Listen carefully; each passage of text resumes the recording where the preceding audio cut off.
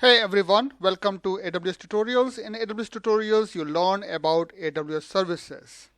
Today we are starting a new series and which is about AWS Glue Job optimization.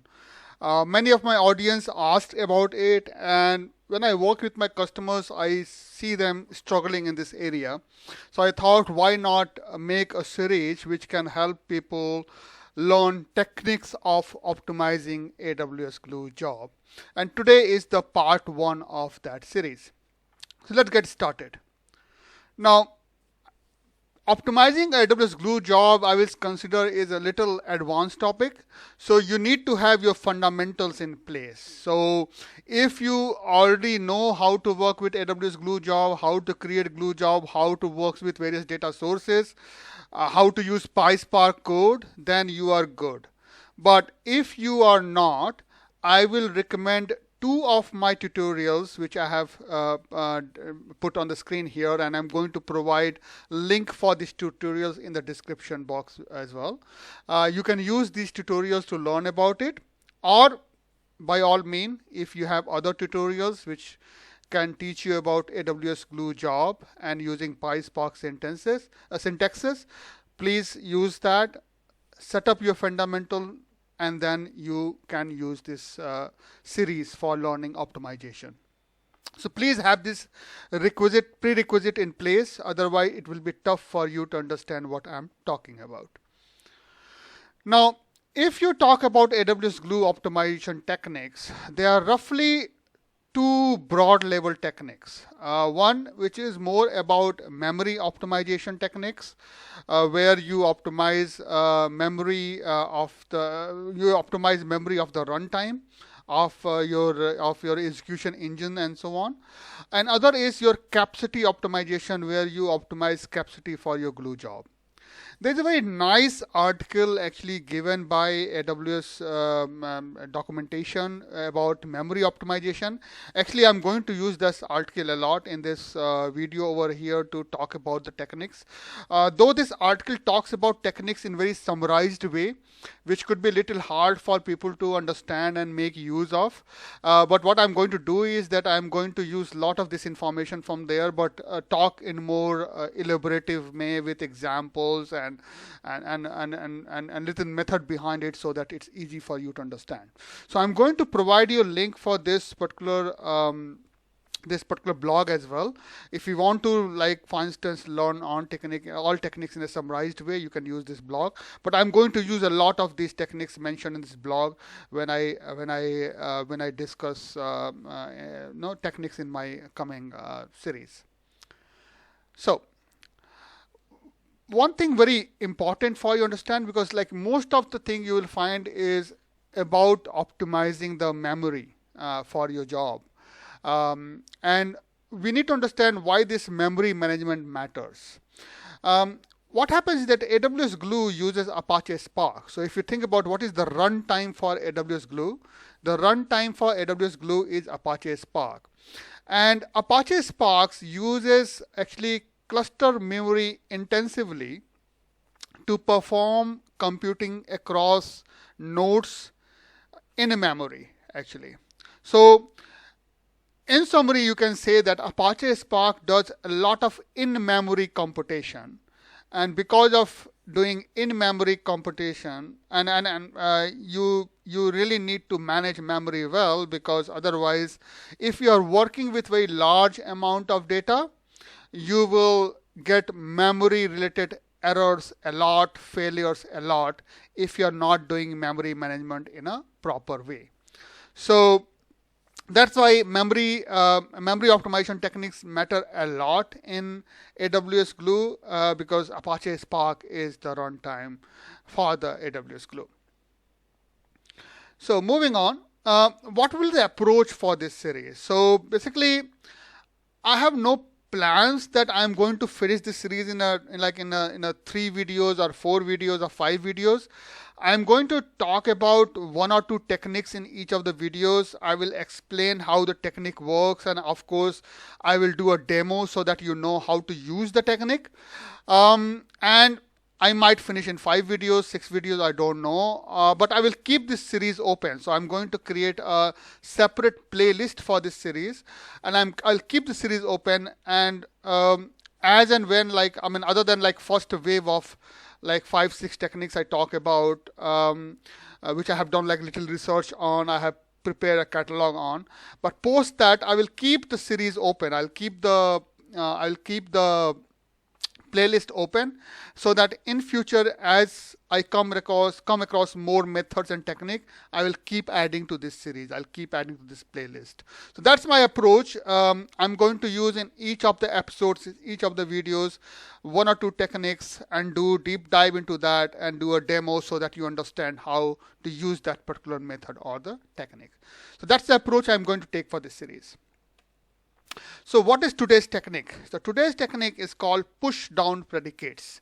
And basically this is a method which you can use to leverage data partitioning in AWS Glue Job. That means if you have data stored in data platform in AWS and data is partitioned, how you can use AWS Glue Job to leverage that partition.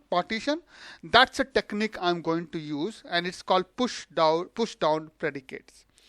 So it is very important for this technique to be used is that you have your data partition. If you don't have your data partition, basically even if you apply this technique, it's not going to give you any benefits.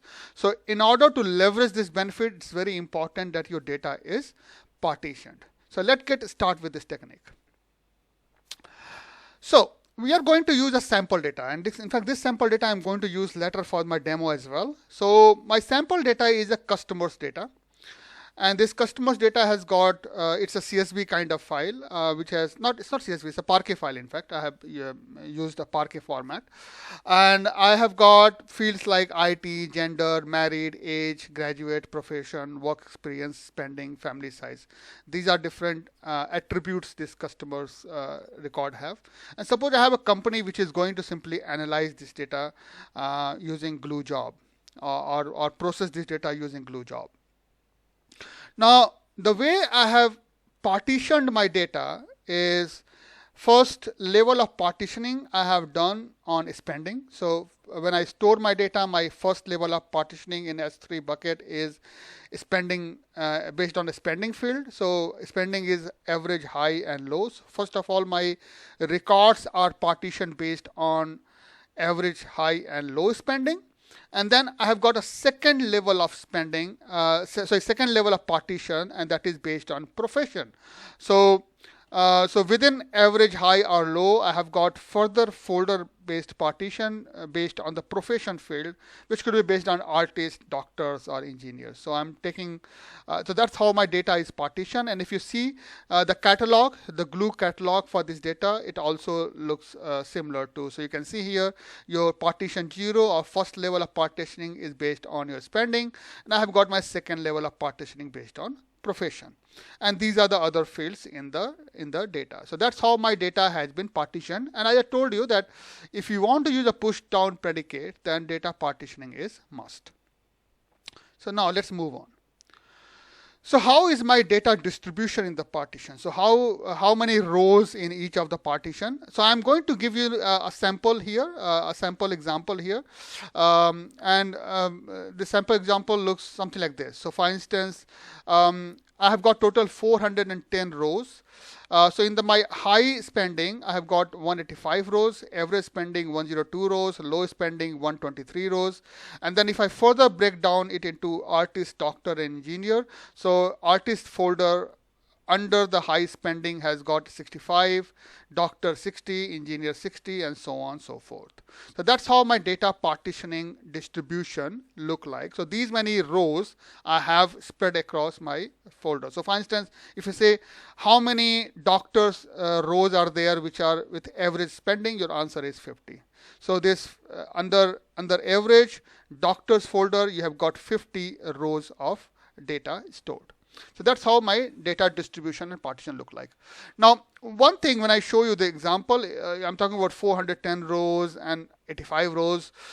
Just to keep the data normal, but like probably for 410 rows, you don't need a memory management.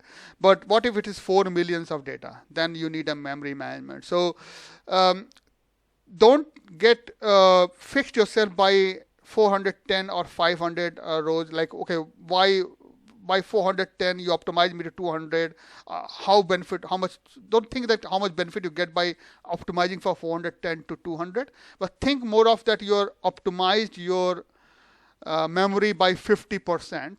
Then it makes sense, because if you have 4 million records, then you're optimizing it to 2 million records. There it makes difference. So think of those number looks very small, and I have tried to keep it small so that it's easy to understand. But think of what if these records are in millions? Then it start making whatever optimization you see, that start making a lot more sense. Okay, so that's how data distribution look like.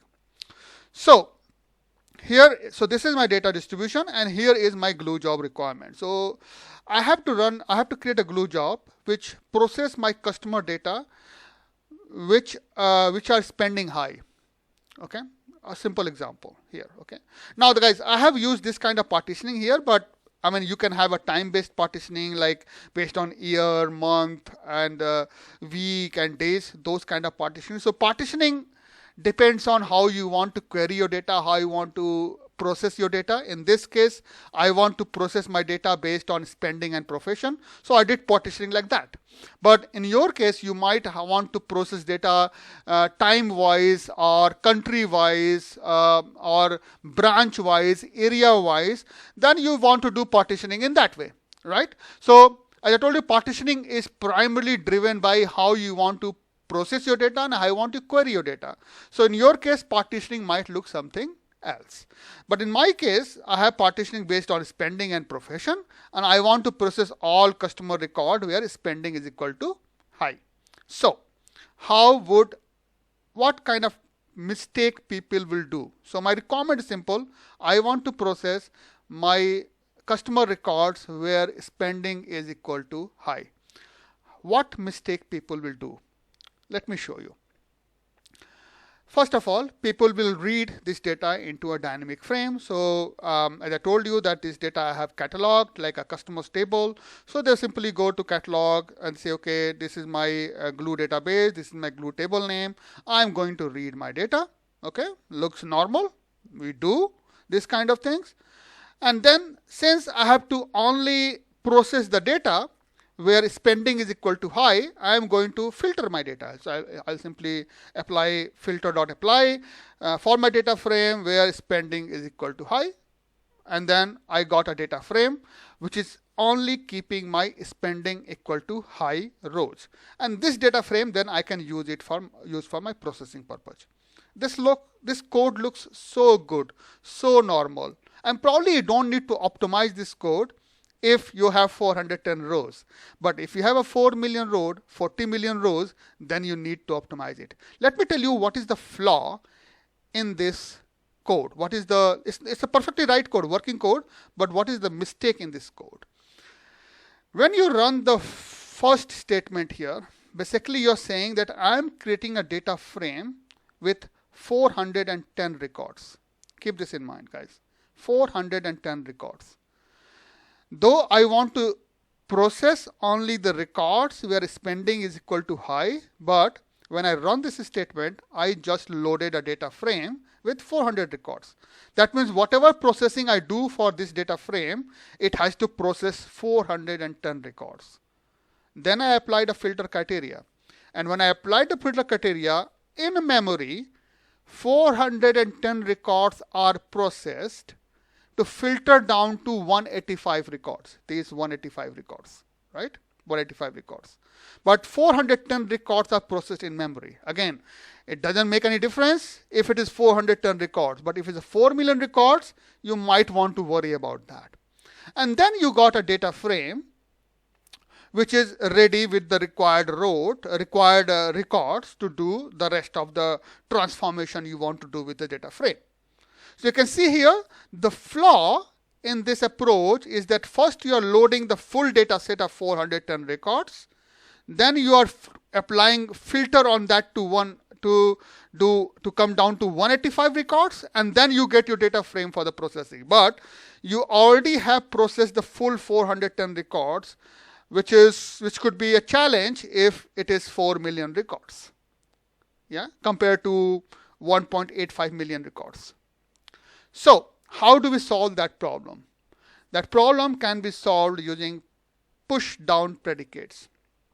Let's write a code using push down predicate. In this case, what I will do, I will write the same code. I will load the data, but I will use push down predicate.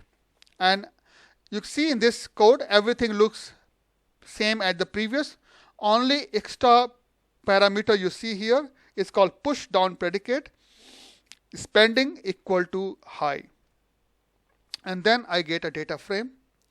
In this case, what happened, when it scanned my data, when my data was scanned and loaded, not the entire data frame was loaded, but not the entire data was loaded, but only spending equal to high is loaded. So when my Apache Spark code worked behind the scene, it did not scan all the partitions. It did not went to that. It said, hey, I am interested only in where spending is equal to high. So I just need to scan this partition, nothing more than that, this high partition. And that's it, I get my data out. So instead of loading 410 records and then coming down to 185 records, I loaded in the first go 185 records. So I just loaded the record which I need to process. So that's it. So in first go, in the first hit, I got my just those number of records which I need to load. And that's why I told you that this method works only when you have a partitioning in place and you want to use your partitioning in your processing. If that is not the case, this technique is not going to work. Okay. So very specific scenario where your data is partitioned and you want to process your data based on partition. Something you will say very useful when you do a time-based partition. Like for instance, you are doing you're getting some time series data and you want to process data just for the last month or just for the last year or just for the last quarter. Then this technique will start making more sense to you. But yeah, we do have seen requirements where your data is coming as a partition data and your glue job need not to process all the data. It needs to process only that data, data for particular partition only or a certain time frame only. And there it makes more sense. So there we go. So we have got the data. Using this push down predicate, we simply loaded 185 records only. And now I have got only those records to process my data. Now, push down predicate can work at all partition levels. So like you might have like multiple levels of partition. I think I don't remember the limit, but you can go literally 5, 6, 10, something like that. I have to see what level, how many levels are supported. But partition can have multiple levels there, and it supports all level of partition. So for instance, if you say, hey, I want to process data where spending is high and the profession is engineer.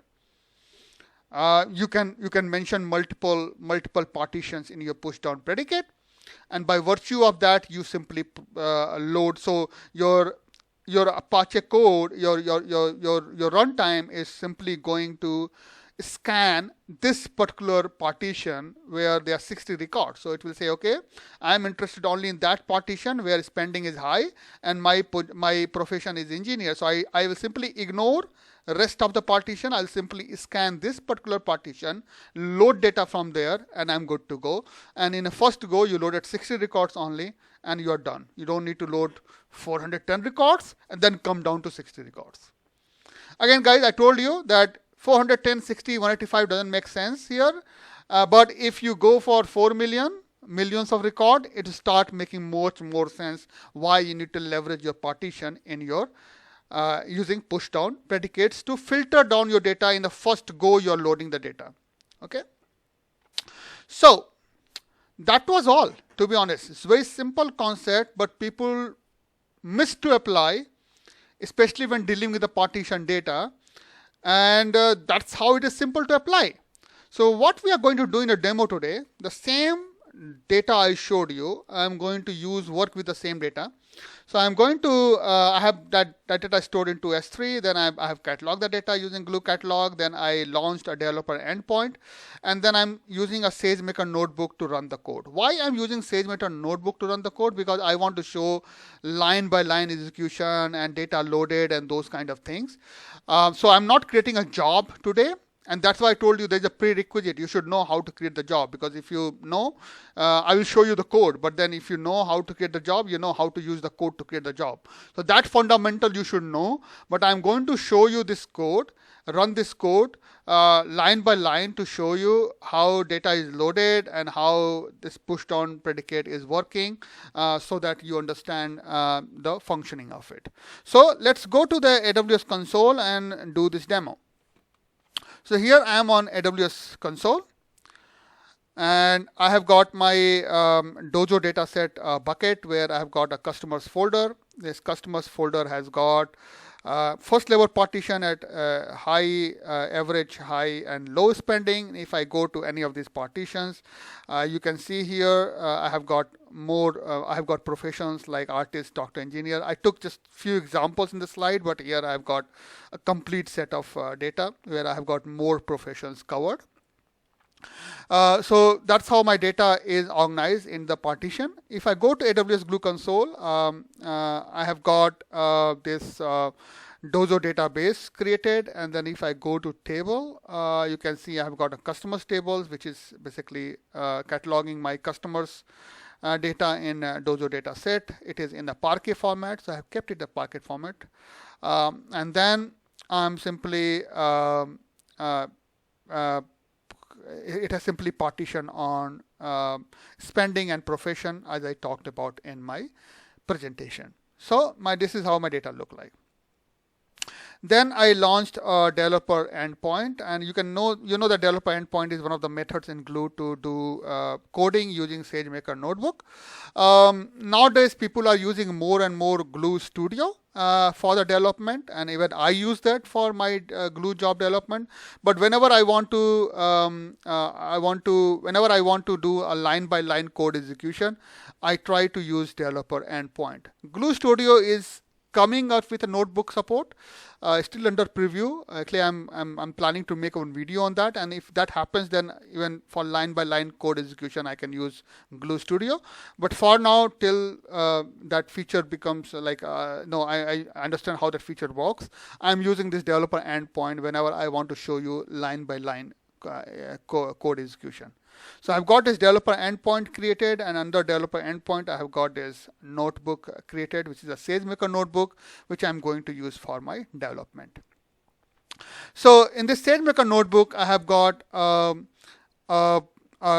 notebook, in place, and code in place, which I'm going to open. By the way, this code I'm going to provide you in the link below, so you can make use of this code at your end as well, if you want to make use of code and practice it with at your end. So let me open this Jupyter notebook with the code, and you can see here this is how my code look like. This is actually Apache PySpark notebook. In fact, if I can come down a little bit here, you can see here we go. So you can see here, this is Spark Magic PySpark notebook. That's how that's the kernel I have used here. And then you can see here I have got my code over here. So let's go and run this code one by one, and I show you how it works. So first of all, I'm importing some PySpark and Glue context libraries, and I'm creating a Glue context. That's the first step you do if you run a job. So I'm going to run this. It's going to start my Spark application, and will create a Glue context, and that Glue context then I can use to load data and do different types of, like load data and write data back to the data sources if I need. So let's wait till the Spark application starts. The Spark application has now started. You can see here. So let's move on. Now, first thing first, I'm going to load the data, but without using any predicates here. So I simply load the data without using any predicates. In this case, I am loading data from customers table in Dojo database using Glue context. I'm loading it to customers DF data frame, or dynamic frame to be precise. So if I run it, it will load my data into the dynamic frame. And then I will show you the number of records there in this dynamic frame, that how much data this dynamic frame will process if I apply any kind of transformation. So let's wait till the dynamic frame. Yeah, dynamic frame has been loaded. Now if I get the count of this dynamic frame, how much data is there in this dynamic frame actually? You'll find it will talk about, I think I've got some 2627 records, like total records are 2627. So let's wait till it shows me the count. Yeah, it should be there any moment now. So right now it is processing the full data without even looking into partition. It's processing the full data for me. So what it happened, it shows me 2627. It has loaded the entire data set of 2627, entire rows of 2627, irrespective of what profession or what spending it is. And that much 2627 records are processed in the memory in order to come to this result. Now what I'm going to do is I'm going to apply filter. I want to apply spending equal to high, because I'm interested only in spending equal to high. So if I run it, I get another data frame where spending is equal to. Now in this statement also, 2627 records has been processed to filter down to just spending equal to high. And if I try to get count of this data frame, this should be a lot smaller data frame because spending equal to high is just part of the 2627. So let's see how many counts are there. Yeah, should be there any moment now. 386. I was interested in just processing 386 records, but I have to load 2627 records if I use this method. Now let's try to use a push down predicate. So I use the same code but push down predicate. You can see here loading from the Dojo DDB customers, but I'm using push down predicates, spending equal to high, and I'm loading it to customers DF1. Okay, so just another data frame name. If I load that, it should load only, it should scan and load only those records. See how fast it go. And then if I see the count, it should show me just 386. Yeah, see, I have loaded only 386 record, not that I'm loading 2627 and then I'm filtering down to 386. Similarly, if I run another data frame, same data frame I'm populating again, but this time I'm saying my spending is high and my profession is engineer. Let's see how many records it loads if I run this one. So I'm overriding the data frame with a new set of data.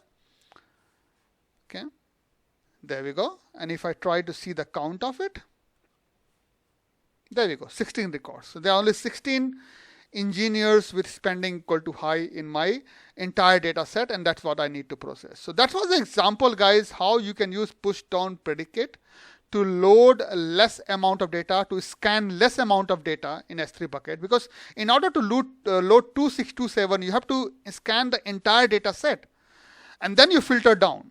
But if you're using push down predicate, I just need to scan where spending equal to high. In this case, I need to only scan where spending equal to high and profession equal to engineer. So it not only actually optimizing my memory, but it's also optimizing my execution runtime, because I'm not partitioning, I'm not scanning the partition which data I don't need to load. So I'm only partitioning that part of the data which I need to load. So that was pretty much what I wanted to show you today. Hope you liked the video, and if you like, please click on the like button. Please subscribe to my channel. I promise to come back again with the next part of this video in a probably next week or in a few weeks time, or next to next week. In the meantime, please stay safe and have a nice day. Bye bye.